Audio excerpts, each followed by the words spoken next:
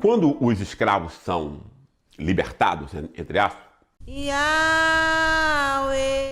com licença do você foi Senhor aí montado para o abandono, para a humilhação, para a falta de autoconfiança, etc, né, durante séculos, e de uma hora para outra você é jogado dentro de uma competição no mesmo instante em que você chama italianos, espanhóis, portugueses, etc, europeus, né, que tinham uma outra relação, que viam o trabalho não como uma forma de opressão, mas como uma forma, inclusive, de libertação, etc. Você pôs esse pessoal todo para competir. Com licença do dono de terra.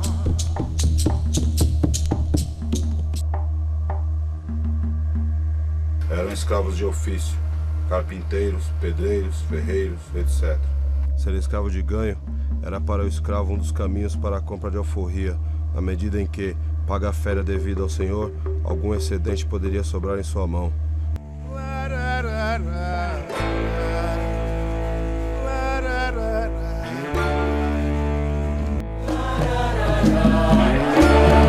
A substituição do escravo negro pelo imigrante livre foi acompanhada de um discurso que difundia a solução como alternativa progressista. Temerosas de um processo de libertação violento como o do Haiti, as autoridades do Império, desde cedo, procuraram embranquecer o sangue negro, neutralizando sua cultura própria e impedindo o acesso a postos-chave. E a vinda de imigrantes europeus traria elementos étnicos superiores que, através da miscigenação, poderiam branquear o país. A substituição da mão de obra escrava significou, portanto, a redefinição do lugar do negro na sociedade, de escravo a marginal.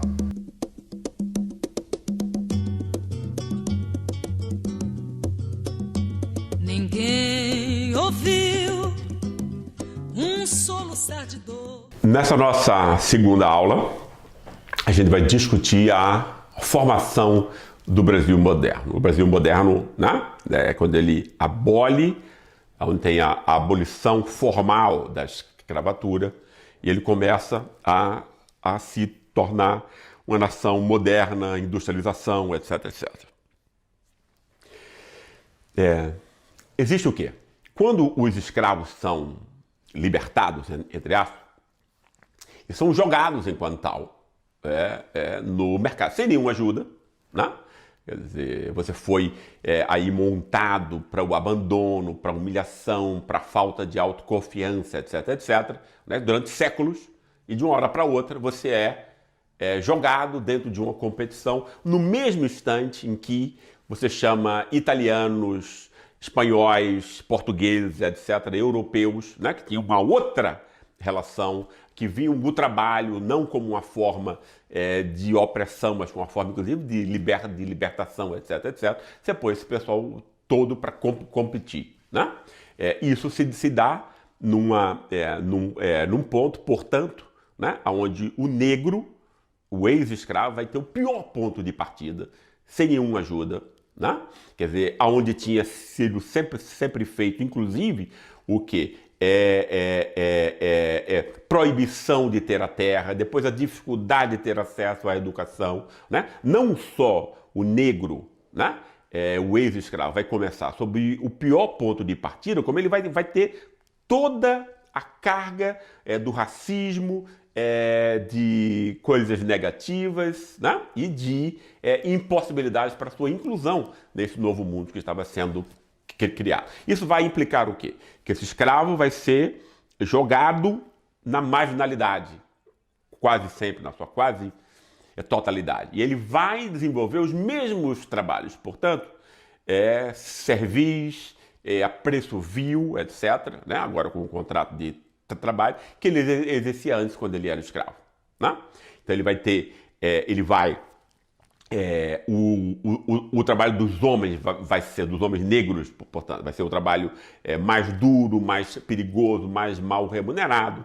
E no caso das mulheres, ela vai continuar a desenvolver o trabalho do escravo doméstico, ou seja, vai fazer a faxina da casa, vai ser empregada doméstica, babá dos filhos da classe média e da elite, etc, etc. Né?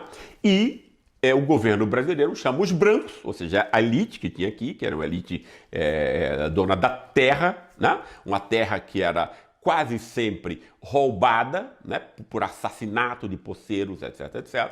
Né? Quer dizer, essa elite começa a ter, né, com a exportação de café, o interesse de financistas estrangeiros que vêm para cá, então se cria uma outra fração dessa elite, as finanças. O agronegócio já estava aqui, né? Desde sempre. Se criam também alguns industriais, a partir desses empréstimos financeiros, etc. Esses estrangeiros que vêm, alguns chegam até essa elite, os novos industriais, vão ser italianos, vão ser franceses, vão ser judeus, etc, etc. Né? E esses brancos que estão vindo vão rapidamente ocupar, né, a base dessa nova classe média branca, especialmente numa cidade, por exemplo, como São Paulo, né? Ela vai ser quase totalmente composta desses neo-brasileiros, desses italianos. Né? Nas outras grandes cidades, né, que não são do Sul nem de São Paulo, vai ser quase sempre o português que vai desempenhar esse papel, especialmente no Rio de Janeiro, mas também em Recife, Salvador, etc. Né? Então essa elite vai criar, né, uma espécie de amortecedor racista e classista feito de brancos, né, para oprimir negros e mestiços. Né? Isso vai ser extremamente importante para que a gente entenda o Brasil. Né? E vai se desenvolver uma concepção sobre o que é o Brasil, etc., que não vai refletir nada sobre essas questões, que vai secundarizar a questão da escravidão, que vai secundarizar, portanto, todo esse conflito e essa opressão desses negros e mestiços que estão na base dessa pirâmide. Vai se inventar o quê? Vai se dizer que o problema do Brasil não é essa desigualdade absurda, portanto, nem essa opressão, nem essa humilhação. Vai se dizer que o problema do Brasil é a corrupção só no Estado. Né? Isso vai ser desenvolvido, né? Todos os grandes pensadores, isso vai acontecer na década de 30, quase sempre, como uma reação, inclusive, à tomada de poder de Getúlio Vargas, porque ele vai ser o primeiro fora dessa área de influência da elite paulistana, que já era a elite mais importante nessa época, já tinha a indústria, já tinha o agronegócio mais lucrativo e perde o poder de Estado. E o poder de Estado, o Estado é importante para essa elite, por quê? Porque ela rouba. É a elite que rouba, pessoal. Né?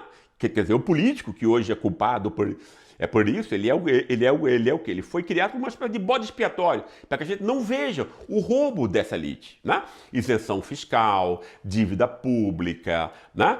Sonegação de impostos, usar esse dinheiro para os seus negócios, para as suas empresas. Né? Essa elite, ela enriqueceu usando, rapinando e roubando o Estado. Por conta disso, ela ficou tão chateada quando Getúlio Vargas, que era representante de elites subalternas e das classes médias, né, e do povo, que tinha um mínimo de consciência nessa época, dos centros urbanos, tomou o poder. Aí foi desenvolvida essa elite, desenvolveu o quê? Aí, então a questão é o Estado, é a política. Então você tem que estigmatizar, criminalizar a política. Por quê? Porque é onde os representantes e os líderes do povo podem ter algum acesso ao Estado pelo voto, né? E o Estado é tão importante por quê? Porque ele é a única constelação de interesses importantes, né, que pode se contrapor minimamente, que seja, embora seja menos poderosa do que o mercado, ela pode se contrapor, desde que ela esteja unida ao mercado, à força do mercado. Né? Foi assim que países como a Alemanha, como França, como a Inglaterra conseguiram montar sociedades igualitárias, pela força do Estado. Né? Ou seja, cobrando impostos dos mais ricos para dividir, né, minimamente para as pessoas que não tinham nada. No Brasil isso foi morto no nascedouro, por conta dessa mentira de dizer que aí o mal e essa corrupção está só na política, só no Estado. Com isso se criou o quê? Né? Se criou o que essa elite de proprietários mais desejava. O seu próprio roubo fica invisível, né? E a invisibilidade é o principal dispositivo de todo o poder, porque é isso que você sequer imagina. Não é isso? Aí, então você transforma o mercado em quê? Em uma coisa que só é empreendedorismo, trabalho duro, coisa boa, etc. E a política, porque ela pode ser um veículo de expressão dos interesses populares, passa a ser criminalizada, estigmatizada. Né? Isso começou, isso vai ser a grande e mentirosa, né, leitura sobre o que é o Brasil, né, negando a escravidão, portanto, todos os seus efeitos, negando a desigualdade, negando a exclusão social e criando aqui o espantalho perfeito que depois vai ser utilizado pela imprensa, na imprensa venal, uma imprensa vendida, uma imprensa venal por quê? Porque ela vai ser produzida também por essa elite, ou seja, essa elite não só vai construir universidades como a USP, etc., onde essas concepções vão ser montadas, construídas e depois mandadas para todas as universidades do país inteiro, para todas as escolas do país inteiro. Então todas as crianças com 5 anos vão aprender essa mentira, né? Que o nosso problema vem de Portugal, etc., uma corrupção que é montada desde Portugal. Isso é uma mentira deslavada. Quem rouba é a elite. Não existia, inclusive, nem sequer corrupção na Idade Média, um conceito moderno isso, porque ele pressupõe a soberania popular, né? Pressupõe a ideia de que o povo está no poder e, portanto, os bens do Estado são do povo. Essa ideia ela é construída pela primeira vez no século XVIII. Né? Na Revolução Francesa. Então ela não podia existir desde a Idade Média em Portugal. Foi com base em fraudes absurdas como essa, né, que essa concepção dominante sobre o que é o Brasil e os seus problemas ligados à corrupção, né, foi montado. Toda vez que vocês verem algum moralista falando de corrupção, desconfie. É um canalha. É um mentiroso. Né? Ele está aí a serviço dessa elite. Né? Que foi ela que estigmatizou e criminalizou a política como corrupta enquanto tal, o Estado enquanto tal, exatamente para que esse Estado sempre pudesse, toda vez que tivesse alguém como Getúlio Vargas, que foi importante para os trabalhadores industriais, foi o cara que fez a infraestrutura industrial do Brasil, moderno, né? Depois um cara como João Goulart, que queria fazer reforma de base, reforma agrária, etc., queria dar um salário decente para os mais pobres. Aí vem essa elite com a sua imprensa, com essa historiazinha mambembe, né? De que a corrupção seletiva, quase sempre. No caso de Getúlio, não se provou nada que ele tinha roubado coisa nenhuma, mas ele já tinha posto uma bala no coração, porque toda a imprensa, todos os jornais estavam alardeando esse crime, etc, etc. Né? Então, se montou no Brasil moderno, né, uma ideia mentirosa, absurda, né, de que a questão do Brasil, a forma do Estado, e que a política e o Estado em si são corruptos, etc. Isso é uma coisa contra o povo. Né? Isso é uma ideia, né, para fazer com que as elites se reproduzam infinitamente no poder e elas sim possam roubar, como roubam hoje em dia, né? Através de uma dívida pública que retira tudo que a sociedade pode usar em educação, saúde, investimento em ciência, universidades e tecnologia, né? E de onde vem essa dívida pública? Ninguém diz, ela não foi auditada, né? Não é isso? Não é sequer dívida, porque não houve contrapartida. Ela não é pública, porque está cheia de falcatrua individual, por isso ela não é auditada. Como é que você paga uma coisa se você não sabe nem o que é, nem a quem você deve? É o caso dessa dívida pública, né? Mas é porque ela é a forma como os ricos, os bancos, né? O agronegócio, a indústria, o comércio também estão, porque eles investem também nos bancos e nos títulos de dívida pública para, através de juros escorchantes, roubar o trabalho da sociedade brasileira inteira. A corrupção está aí, pessoal. Nós fomos feitos de tolos por essa história. Vamos ficar inteligentes, né? E vamos desconfiar de todo cretino, né, que diga que está querendo moralizar o país, etc, etc. E salvadores da pátria. São os piores canalhas, como a gente está vendo.